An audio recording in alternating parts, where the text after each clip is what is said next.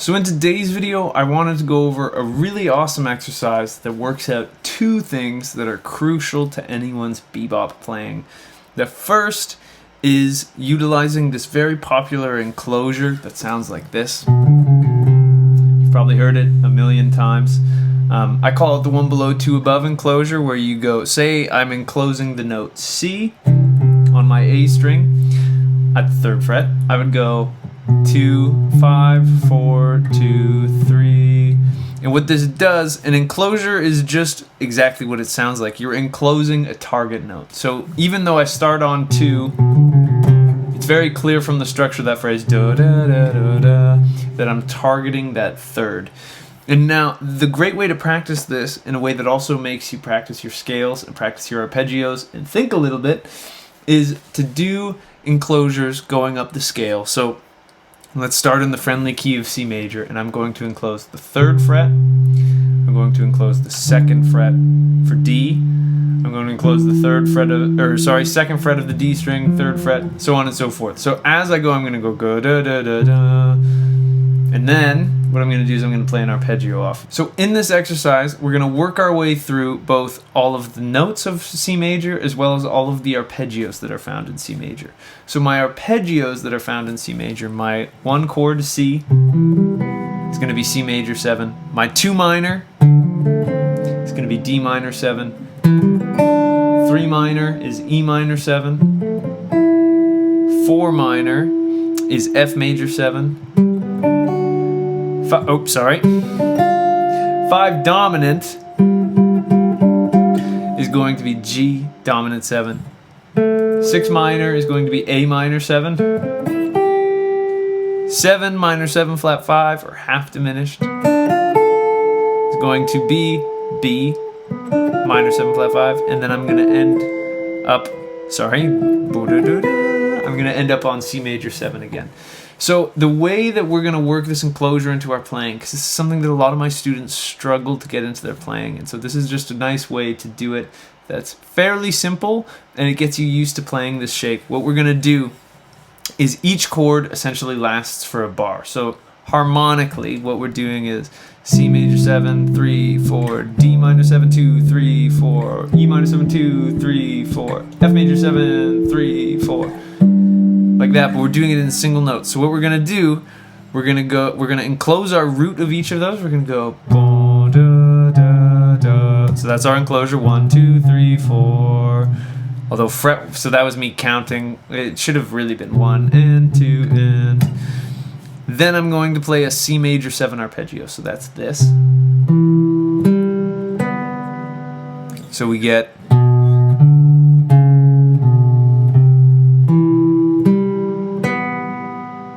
Then we're going to enclose D, the next note of our scale, and we're going to play a D minor arpeggio. That's going to sound like this. And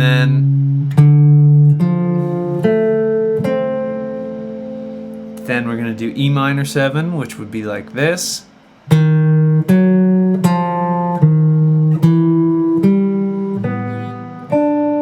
Should be noted that I'm trying to play as horizontal across the neck as possible. So I'm trying to stay in this kind of position. So that E one more time. My next note I want to enclose is F, and then I'm going to play an F major 7. That'll look like this.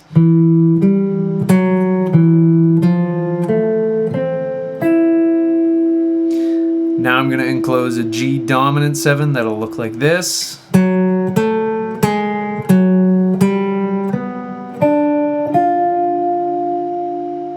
Now we're going to get to A, and we're going to play A minor 7. So one more time.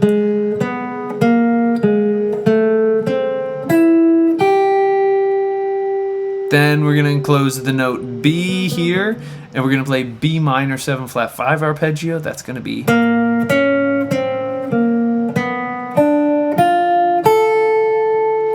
And then last but not least, here we're going to break position, and we'll go.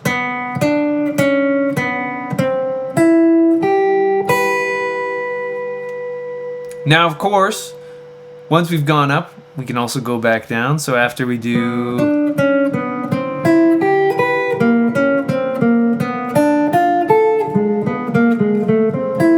so on and so forth, and work our way back down. So let me just do that again for you. If you need to go back and rewatch that first bit of the video or slow down the playback speed, there's no shame in that. This is tricky, confusing stuff. It can be hard to grab it while it's happening. But just so you have an idea of what this exercise and the kind of end game sounds like, here's me doing that with a little bit more speed. So we would have...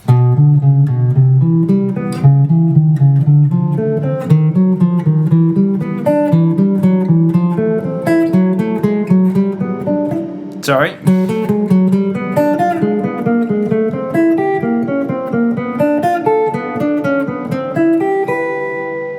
Then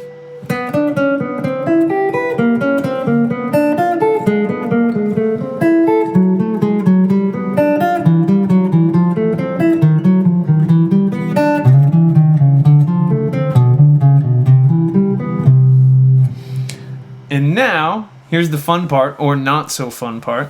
Once you get comfortable with that, and I hit my guitar on my desk there.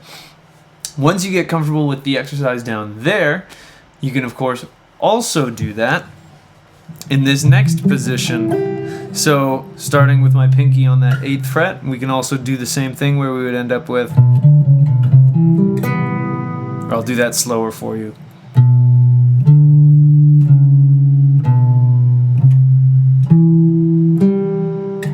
Then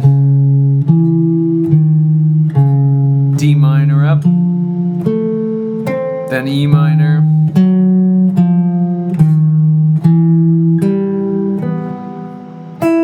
sorry, I played a normal E minor rather than E minor 7.